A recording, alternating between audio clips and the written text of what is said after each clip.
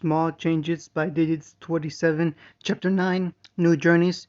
You asked to see us, Hokage-sama? Hiruzen smiled as the three genin walked into the room, all noting that their sensei was present as well. Yes, Naruto, I called you here to talk about your performance in the Chunin exams. Immediately, a gleam of anticipation appeared in Shishui's eyes. Naruto likewise felt excited, but hated better to maintain his dignified exterior, while Itachi continued to be Itachi. His face stony and stoic, eyes staring ahead like a specter. Naruto wondered if he was always lost in his thoughts or just completely mindless. All three straightened up slightly, already half knowing what this was about now, and none of them feeling any less honored. Our performances? He said it with a straight face, but it was all Shisui could do to stop himself bouncing around in joy. The Hokage, for his part, simply smiled kindly.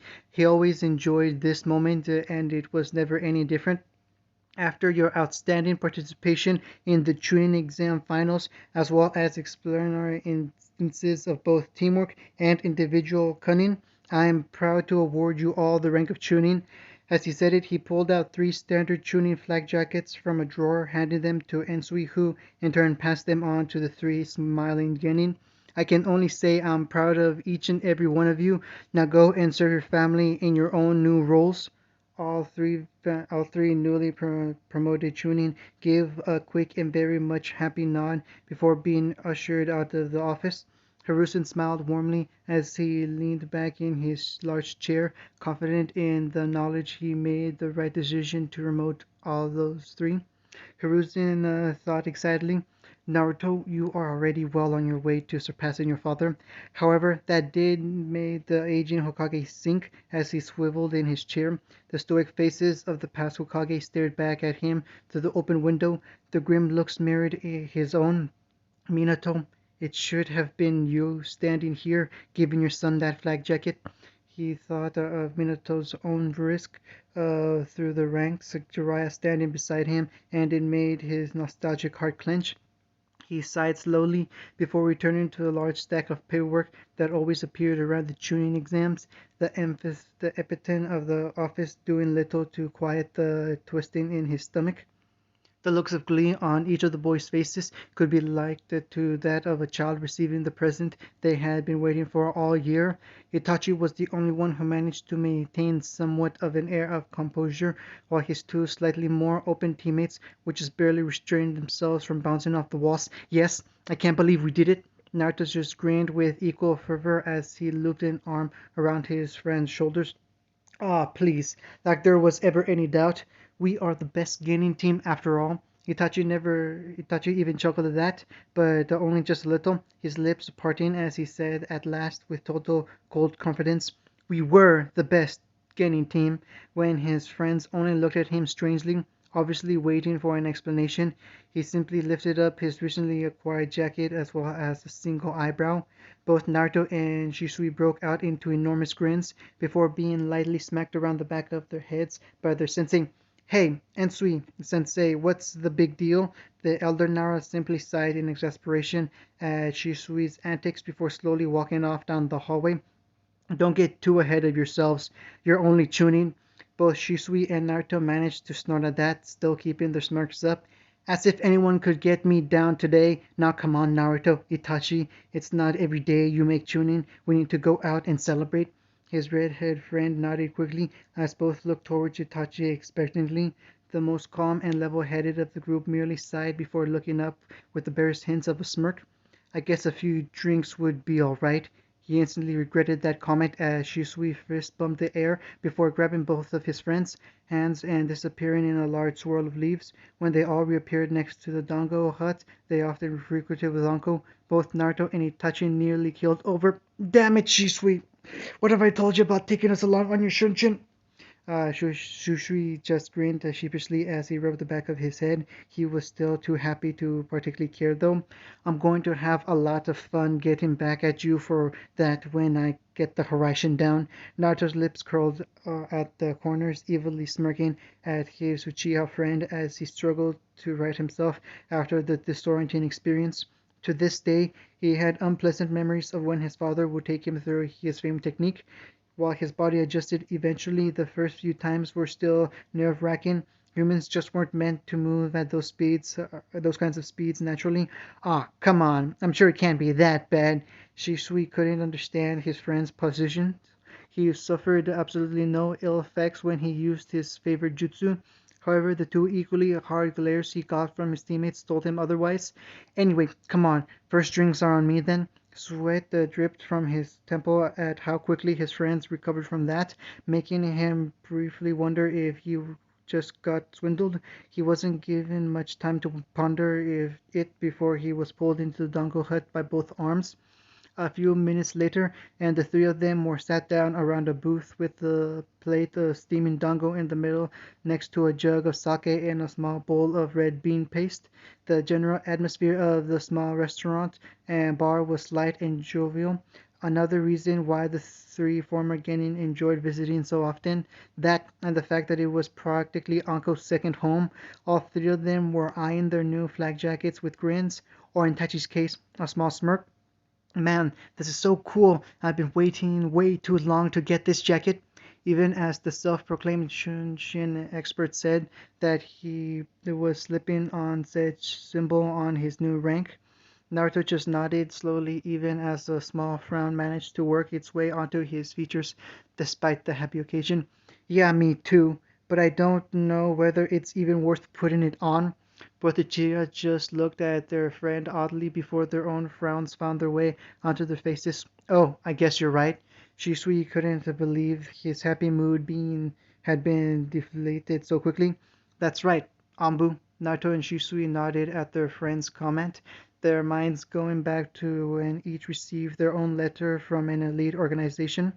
What do you guys think it will be like in Ambu? Naruto looked thoughtfully for a moment, as did Itachi, both seemingly lost in their own thoughts about their future careers. Kasan was at Ambu for a while, but she had to stop when I was born. Itachi nodded quickly, putting his jacket to one side for now. Yes, she was on the same team as my mother. From what she tells me, they generally handled the more covert missions for the village, more danger but less recognition. However, generally shinobi tend not to do more than 5 years within the organization. Most see it as an unhealthy to go on for more. That put both of the Stoic Uchiha's teammates into thought. I don't get it. We're only just tuning. Why are we getting this invitation now? Itachi sighed as he looked at his jacket again before turning his gaze over to his fellow clan member.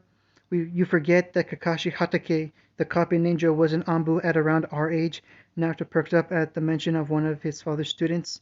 Yeah, but that was just after the war, and he was already a jonin. Itachi just shrugged. In honesty, he knew just as much as his teammates. He was only trying to offer what insight he could. Shisui looked around at his friends, noting how the atmosphere had been effectively dampened in only a few minutes. Hey, come on, guys. Today was supposed to be a great day. I mean, come on, we're tuning. This is the start of a new chapter in our careers, and Ambu will be just the same. As long as we're a team, then we're unstoppable. Naruto smiled at that feeling. His confidence returned quickly. Yeah, Ambu won't know what hit them. Itachi sighed with a small smile as he looked up at his friends. Well, we can all agree on that. With the mood effectively restored, they began to dig into their otherwise untouched plate of dango. Anyway, I bet I can make captain before Itachi can. The Sharingan wielder merely raised an eyebrow at his red-headed friend while covering up the small smirk that overcame his features. You do realize the precious captain has to resign or be incapacitated for a new one to be picked. Naruto just grinned happily before mouths of the sweet dumplings. So you admit that you can't do it? This time Itachi couldn't hide the smirk as his slip over his face. Never. The three Chunin emerged from the Dango hut laughing, smiling, and just a little drunk. They were about to take off in their own individual directions, namely home, before another leaf Chunin dropped down in front of them. Almost instantly sobering, they watched as the Chunin took out a small scroll from his pocket and handed it to Shushui before sprinting off again. His friends looked curiously over his shoulder as he read the message, watching as his face grew whiter by the second. Shisui, what's wrong? What does it say? He didn't get an answer as Shisui vanished in a large swirl of leaves, dropping the scroll on the ground. Naruto picked it up and quickly scanned its contents with each passing line. The frown on his face grew before a sad sigh escaped his lips. What does it say? Naruto turned to see his other Uchiha friend before showing him the message. Like before, Itachi's usually impassive face quickly dissolved into a frown. The two Chunin immediately took off in the direction of the hospital. Before Naruto and Itachi waited anxiously outside the hospital room door, Naruto paced nervously while Itachi passed the time staring at the clock hanging in the corner. They had already been waiting for 15 minutes for Shisui to re-emerge from the room. Finally, the door opened slowly and pale Shisui walked out with unsteady feet. Immediately, Itachi was on his feet and Naruto was across the hallway, both looking to their friend with worry. "How is she?" Shisui looked up at them, and both could see his bloodshot eyes, stained from recent tears. "The doctors are still running tests. They said when she wakes up they will have a better idea." He looked down again, fresh tears already beginning to leak from the corner of his eyes. "But they say it wasn't good. They said she probably won't last the night." Both Itachi and Naruto's eyes opened wide at that, unable to find the words to express their shock.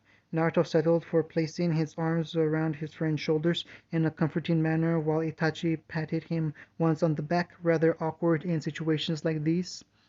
"Is there anything we can do?" Shisui shook his head slowly, his breath returning to normal from his panting sobs. "I'm going to stay here, see if she wakes up before—" He trailed off, unable to finish the thought as his body was once again racked with sobs. Naruto was forced to support his friend as he nearly collapsed from the emotional stress. He looked up at Itachi, and from receiving a nod from the other Uchiha, they both led the quietly sobbing boy back inside the hospital room. The window was left slightly open, and a light breeze drifted in, moving the curtains slightly in the window. A woman in dark hair lay on the simple hospital bed reserved for Uchiha patients when the need arose. Her face looked serene in her sleep, but there were the unmistakable signs of exhaustion, and her whole body spoke of tiredness. Naruto had to admit that even he was rather shell-shocked by this whole affair, and with his mother's passing and his befriending of Shisui, Nemui Uchiha had almost become a surrogate mother to him. Now he was looking down on her peaceful form as he led Shisui to the chair by her bedside. For all the world it looked like she was merely asleep. If he didn't know any better, he might have believed she would wake up tomorrow like nothing was wrong. The signs had always been there. She was always tired when he would come around to their house. Then again, he attributed that to the stress of being a single mother. With Shishui's father passing away not long after his birth, Nemui was practically all the young Uchiha prodigy had as family. He still had his clan, but nothing really compared to the love of a mother or the bond of a father. Naruto could certainly attest to that. If the doctors were right and the woman wasn't long for this world, then Shisui would lose his last shred of true family.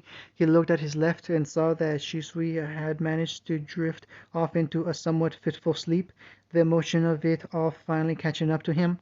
Naruto sighed deeply, quietly as he took the seat to Nemu's other side.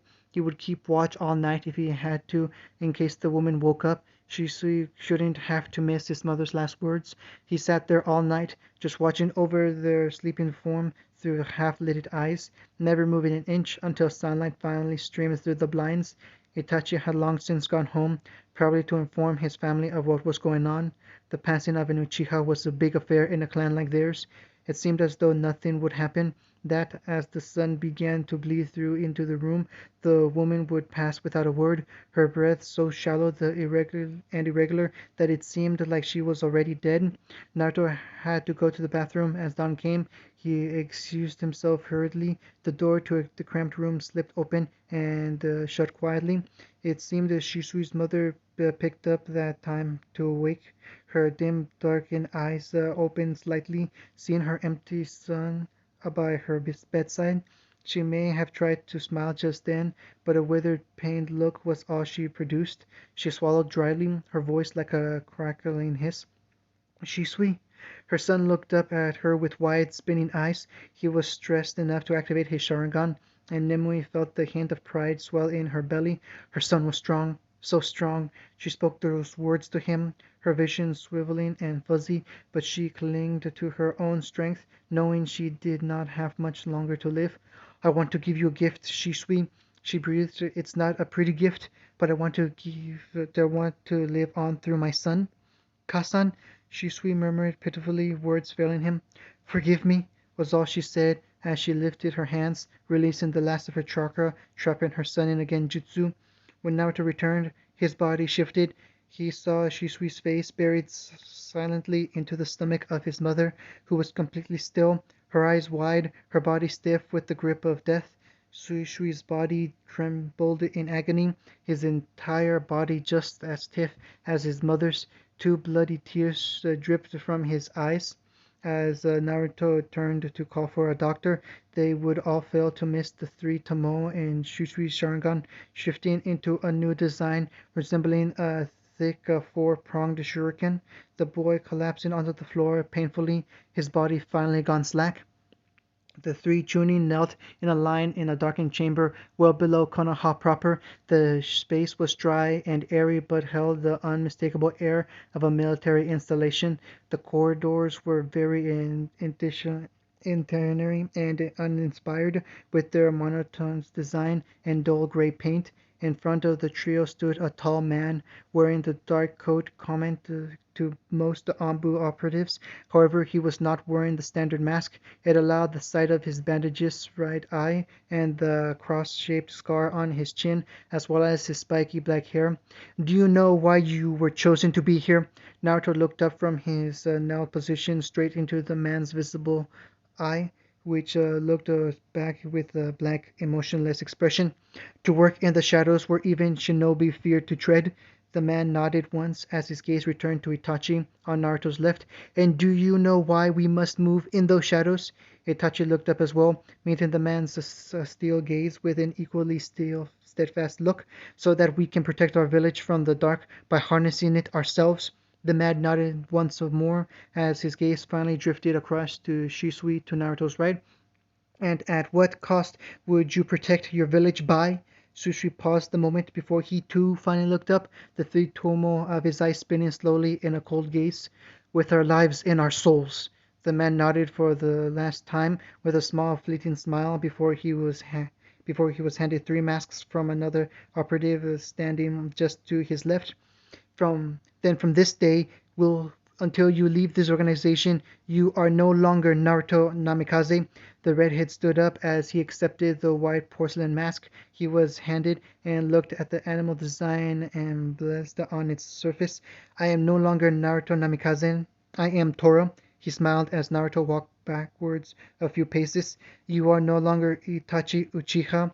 Itachi repeated the process as he too took his mask. I am no longer Itachi Uchiha. I am Taka. The man nodded curtly as he finally turned to the last member of the trio.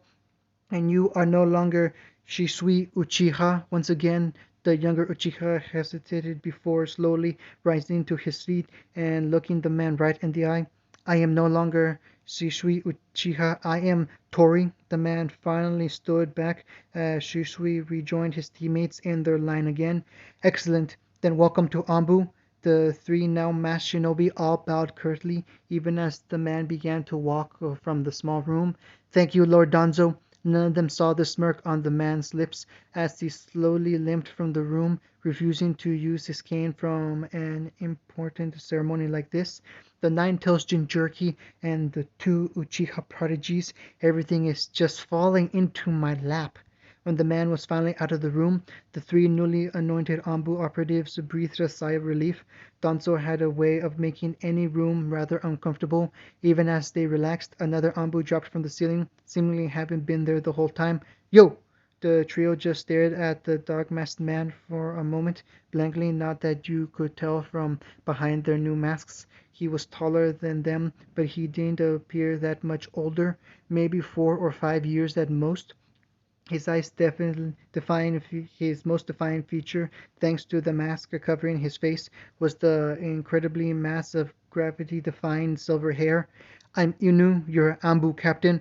From this point on, you answer directly to me, unless I say otherwise. My word is only superseded by that of the Hokage. Got it? After receiving a few nods from the latest recruits, he smiled lazily behind his mask. Both of them. Good. Then let's see about setting you guys up with a mission, shall we? Uncle couldn't help but sigh as she walked out of the Leaf Village's main gate. She was mainly going on her year long trip with Orochimaru, yet Naruto hadn't turned up to see her off. It was really unlike her red-headed friend. She knew he was a lot busier now that he was in the Anbu Corps, but she still thought he would at least turn up, seeing as it was the last chance they had to see each other for a long time. Still, she was happy. After all, she now had the chance to properly learn from one of the Sannin. Not only that, but she was going to be able to see the elemental nations she had been studying all so she could see so could wouldn't disappoint her sensei. The tall, long-haired man was currently standing next to her, looking rather impatient as he tapped his foot irritably. He had granted her 5 minutes for Naruto to show up when they would be leaving. Soon enough, her time was up, and with a small sigh of exasperation, she turned from the village and walked out the gates with her sensei. Luckily for her, she turned back to look at the village one last time, managing to catch a glimpse of a lone shinobi standing up on a rooftop. He was clad in the classic Anbu uniform of slate gray body armor and black underclothing with his tiger-themed mask glinting in the sunlight. He waved once before vanishing in a burst of speed, reminiscent of a red blur. The sight made Uncle smile warmly as she turned back to the road ahead of her. All right, Sensei, where to first? Orochimaru just hissed happily at his prize student enthusiasm as he looked out over the horizon. I have some contacts in the land of rice I must meet up with, Uncle-chan. The purple-haired girl simply nodded happily as the two shinobi walked away from their village. Naruto flew down a narrow corridor, ignoring the cracked and peeling wallpaper on the old and termite-ridden wooden walls. His feet made audible splashes as he sprinted across the water-covered floor behind his Hokage. To his left was a bird-masked Ganbu operative he had never worked with before, but by the sword on his back and the many shuriken dotted around his person, he could tell he was a weapons specialist. Naruto wasn't sure how much that was going to help them there, but the Anbu were currently spread quite thin. His gaze flickered back to Hiruzen running in front of him. It was so rare nowadays to see the aging Hokage in his full battle dress. The old samurai-style armor was still as freshly polished as the day Sarutobi had first worn it. The old man had lovingly cared for the reminder of past days as much as any ninja would their weapons. The fact he was wearing it all at all was a testament to the importance and seriousness of the mission, especially considering who it considered. They stopped in front of a mildew-covered door. He and the Anbu taking up flanking positions while the third took point. With a hand signal, the two masked shinobi burst through the door into the room while Hiruzen followed in a slow and deliberate walk. The room itself was lined in shelves holding jars that contained various viscera and other objects Naruto would have rather not thought about. At the front of the small room stood a tall, pale man with long black hair and the standard garb of a Konoha Jonin. Ah, so I've been found out, have I? What a pity! Naruto's skin crawled out at the man's voice. He had seen firsthand what he had done at his other bases across the land of fire. Orochimaru, explain yourself. What is the meaning of this? Naruto found his hand unconsciously flexing against the hilt of his tanto as he waited. And after I set all those booby traps to give me plenty of warning. Naruto nearly scoffed at that. The snake Sanin considered himself a master of seals, but the redhead was an Uzumaki. There was no comparison. Huh, I wasn't expecting you. I should have known you could get past anything. The other Anbu operative in the room stepped forward, his hand clenched in obvious anger, even though his voice remained level. A steady flow of people have gone missing from the village over the last months. Genin, Chunin, even Anbu Black Ops, all of them were last seen with you. Naruto clenched his fist again, his body ever so slightly trembling from rage, but he managed to hold back. Orochimaru just chuckled heartedly, as if he wasn't being called out for crimes against his village. Now I'll have to kill you as well. The other operative gasped as Hiruzen's eyes narrowed in anger and betrayal. So you admit it? It is all you're doing, Orochimaru? Why? Orochimaru sighed in a bored way, with that same smirk on his lips, finally turning to face the three shinobi. Ah, well, since you caught me red-handed, there's no point in pretending now, is there? Orochimaru paused as he turned to fully face his former sensei, the weak light of the room only highlighting his sickly features. Even his yellow snake-like eyes seemed to glow lightly in the darkness of the room. It's simply my research. I'm developing a new jutsu. Naruto finally couldn't hold back any longer. The man in front of him was sick.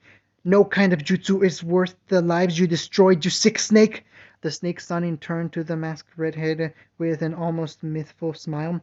I was wondering when little Naruto-kun was going to speak up.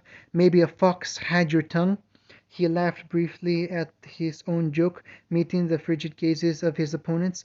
Hiruzen looked down at the ground in despair over his fallen pupil. It's forbidden jutsu you're after, isn't it? But what is it you want? Why are you doing this? Orochimaru tore his gaze away from Naruto to stare smugly at Hiruzen, an almost maniacal gleam overtaking his eyes, smiling at his teacher's heavy words. I want everything, every jutsu in the world, and even those yet to be discovered. I shall become all-knowing and all-powerful. Naruto stepped forward in anger, his tato already drawn and at the ready. You're crazy! That's impossible, even if you manage to learn all the jutsu. What about bloodlines? You'll never get your slimy hands on those. You'll never have everything. Orochimaru snarled in the redhead's direction before his face managed to return to his more neutral smirk. Maybe you're right, Naruto-kun. Maybe if I were a weak fool like Sensei, he added. But with time, there comes possibilities, and I plan on having all the time in the world to find all the techniques and knowledge I want. Eventually, I will have what I deserve. He took a step forward, causing both members of Anbu to step in front of their Hokage, while Hiruzen himself raised his hands ready for hand signs. But what are you going to do, Sensei? Kill me? Naruto stepped forward with his blade raised up at eye level. If he doesn't, then I will, you bastard! Orochimaru leered as he brought his own hands up in preparation. A wicked, warped laugh filled the bunker. Naruto-kun, your voice is so weak, so full of disgust and confusion. You would be amusing to play with, but while you find my precious Uncle-chan, I wonder, do you have time to waste with me? Naruto growled beneath his face as he took another step forward just as Hiruzen slammed the floor. The flash of smoke was all the distraction Naruto needed as he sprinted forward, seemingly disappearing from the spot before materializing behind Orochimaru. The Sunny paid him almost no attention as he flipped through hand signs almost tentatively slowly. Before Naruto could land a hit, the air around Orochimaru exploded outwards, shattering the various shards along the walls, and then ending with Naruto shooting across the room to impact painfully into the far wall. His body crunching, his body left an imprint in the rotten wood, holding him up despite his aching muscles. Protest the splinters piercing into his back. By the time he managed to get to his feet again, Orochimaru was already out the door, the other Anbu operative dead on the floor, while Hiruzen just watched frozen in place. Hokage-sama, orders! When Hiruzen didn't respond, Naruto grit his teeth and ran past the aging Hokage, sprinting through the corridor they had entered by. He was too late though. By the time he jumped up the stone stairs leading into the complex, Orochimaru was long gone. Naruto desperately looked around him, almost absently dismissing the various dead Anbu members lying on the ground around the entrance. He fell to his knees, staring down at the blood-stained ground as his hands clenched into fists so hard he began to draw blood from his palm. Uncle! He wanted to say her name, but his voice was lost to him. A great ache pulled at his senses, his whole body tingling with the desire to run, but to where? Where was she? Naruto grunted slightly as he pulled roughly on his tanto, ripping it out of the body lying on the ground. He cursed underneath his breath. as he looked around the small lab he was in, content to let the small rivulets of blood drip lazily down the length of his short sword. He narrowed his eyes as he looked down on Amichi's dead body, the man's formerly silver hair stained by the growing pool of blood beneath him. Damn bastard! The man had caused him and his team nothing but trouble since they arrived in the land of sea. They had been called out because of rumors saying one of Orochimaru's bases was out here. Currently, the Leaf Shinobi were stretched rather thin, so Naruto had purposely asked for the mission, as well as a few fellow Anbu that were available. He sighed as one of his teammates dropped down next to him, a young man with jet black hair and a mask with a depicting of a rabbit. It was disconcerting working without Shisui or Itachi, but due to the flexible nature of Anbu missions and duties, it was rare for the three of them to be assigned at the same mission. Not that they didn't make time to hang out or train together. He turned to the other operatives, staring at them throughout his tiger mask with a blank, expectant expression. It was amazing how much you picked up on body language when everyone you worked with wore masks almost constantly. Yes, Usagi, the Ambu quickly nodded, his posture and stance purely professional. It spoke of experience within the organization. We've scoured the entire base. All of Orochimaru's research notes that weren't destroyed are being collected, and the human test subjects have been released to their families. Naruto nodded grimly. It was sickening that Amici had been doing in the base, experimenting on living people. And he left the question hanging in the air as the Anbu in front of him sighed slowly. It was no secret to the personal mission Naruto had set himself on ever since confronting Orochimaru with the Hokage. I'm sorry, Tora, there's no sign of her. Naruto said nothing, but his hand clenched into a tight fist was words enough. This was the fourth base they had taken down, and he was no closer to finding Anko than he had been before. Thank you. We'll meet up in a few hours and head back to the Leaf to make our report. Usagi nodded quickly before vanishing in a whirl of leaves, leaving Naruto to his thoughts as he looked around the now empty lab. Damn it, Anko, where are you? End of chapter 9.